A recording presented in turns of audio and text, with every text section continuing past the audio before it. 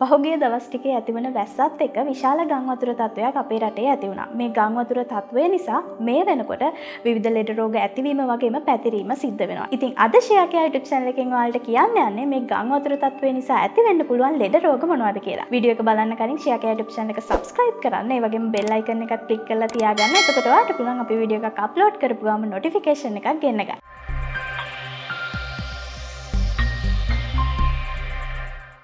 පළවෙනි රෝගය තමයි ඩෙන්ගු රෝගය. මේ ගම් වතුර තත්ත්වය තුළ වැඩිපුරම ඇති වෙන්න පුළුවන් රෝගී තත්ත්වයක් විදිහට ඩෙන්ගු රෝගය හඳුන්වන්න පුළුවන්. ඩෙන්ගු රෝගය ඇති වෙන්නේ ඊඩ්ස් ඊජිප්ටයි සහ ඊඩ්ස් ඇල්බෝපික්ටස් කියන මදුරු දෙවර්ගය හරහා. ඩෙන්ගු රෝගය වැළඳුනාට පස්සේ මුලදී පෙන්වන්නේ වෛරස් උන රෝග ලක්ෂණ විතරයි.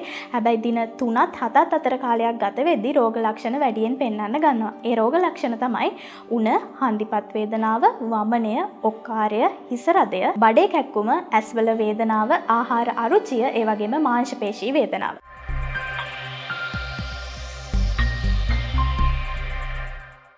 ඊළඟ රෝගය තමයි ඩෙන්ගු රක්තපාතය. මේ ඩෙන්ගු රක්තපාත තත්ත්වය ඇති වුණාම අපිට මුලදී රෝග ලක්ෂණ පෙන්වන්නේ නැහැ. දවස් කිහිපයක් ගියාට පස්සේ තමයි රෝග ලක්ෂණ පෙන්වන්නේ. මේ ඩෙන්ගු රක්තපාත තත්ත්වයේ රෝග ලක්ෂණ විදිහට මුලින්ම තද උණ, ඒ වගේම සිරුරේ රතු පැහැති ලප ඇති වෙනවා, ඒ වගේම නහයෙන් විදුරු මස් වලින් ලේ ගලනවා, මුත්‍රා සමග ලේ පිට වෙනවා, මල පහ පිටවීමේදී කළු හෝ දුඹුරු පැහැයට තමයි මල පහ පිට වෙන්නේ. ඒ වගේම වමනය යන්නේ කළු හෝ දුඹුරු පැහැය.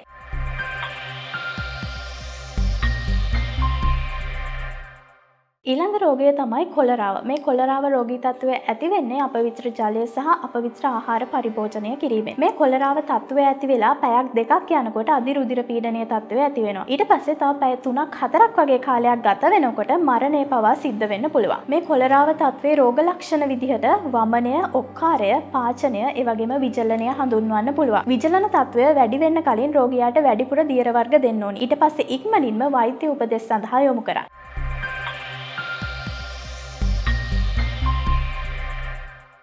ගම් වතුර නිසා මියගිය සතුන් වගේම සතුන්ගේ මල මුත්‍රා මේ වෙනකොට ගම් වතුරට එකතු වෙලා තියෙන්නේ. ඒ එකතු වෙලා තියෙන අපිරිසිදු ජලය, ඒ වගේම පස අපේ සිරුරට ඇතුළු වුණාම අපිට මීයුණ රෝගය ඇති කරනවා. මේ මීයුණ ඇති කරන්නේ ලැප්ටොස්පයිරෝසිස් කියන බැක්ටීරියාව. මේ බැක්ටීරියාව අපේ සිරුරට ඇතුළු වෙන්න පුළුවන් අපේ සමේ තියෙන තුවාල, පිපිරීම, මේ වගේම ඇස්, නහය, මේ වගේ ආශ්‍රිත ප්‍රදේශවල තියෙන ශ්ලේෂ්මල පටල හරහා. මේ මීයුණ රෝගයේදී ඇතිවන රෝග ලක්ෂණ විදිහට උණ, හිස රදය, කොන්දේ වේදනාව, ඒ වගේම සීතල, ඇස් රතු වීම, මස් පිඩු වේදනාව.